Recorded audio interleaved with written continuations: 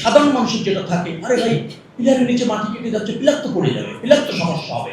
Engineering ভাষা এটা না।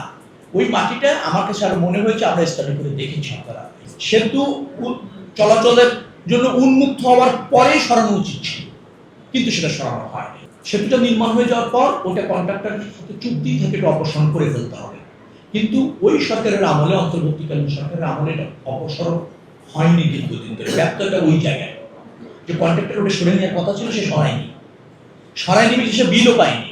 তার কিন্তু কন্ট্রাক্টের অংশ সরিয়ে নিতে হবে। এই যে মাটিটা ফিল আপ করা হয়েছিল ওই জায়গায়, ওটা করে থাকবে না। থাকলে যেটা হয়, ফিজিবিলিটি যেভাবে স্টাডি হয়েছে তার সাথে ওই স্ট্রাকচারের মিল আর থাকছে না। ওটা হয়তো দেখা গেল যে পানি চলাচল, অন্যান্য চলাচলে বাধা সৃষ্টি করছে, এগুলো সরে ফেরার কথা ছিল। কিন্তু আগের কন্ট্রাক্টররা, যে কন্ট্রাক্টর ছিলেন, তিনি টাইম মতো এটা সরাননি।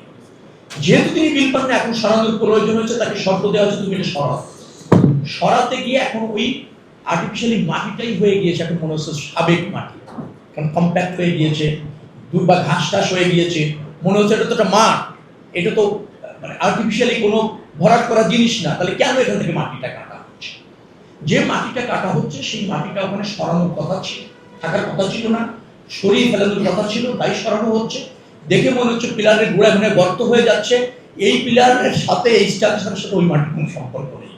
কিন্তু এরকম একটা ধারণা সাধারণ মানুষের যেটা থাকে, আরে ভাই পিলারের নিচে মাটি কেটে যাচ্ছে, পিলার তো পড়ে যাবে, পিলার তো সমস্যা হবে। ইঞ্জিনিয়ারিং ভাষা এটা না।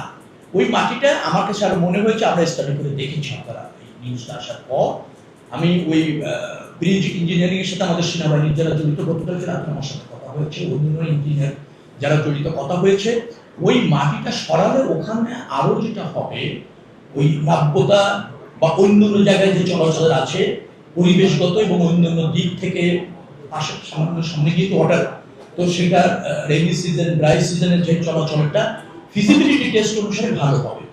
আর এখন হয়তো সেন্টিমেন্টের জায়গা থেকে মনে হচ্ছে যে মাটি সরাই কোথায় নিয়ে যাওয়া হচ্ছে।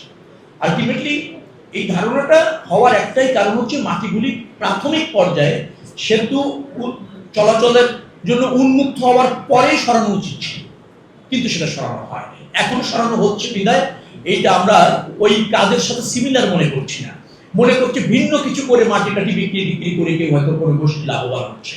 এই মাটি সরানো তার অংশ না, এই মাটি সরানো ব্রিজ বানানোর কনস্ট্রাকশনেরই অংশ। যদিও দেরি হওয়ার ফলে এখন সেটাকে মনে হচ্ছে মূল স্থাপনা জন্য ঝুঁকি হয়ে নিশ্চয়ই কোনো ব্যক্তির সাথে মাটি সরানো হচ্ছে। এটা হলো আসল জায়গা।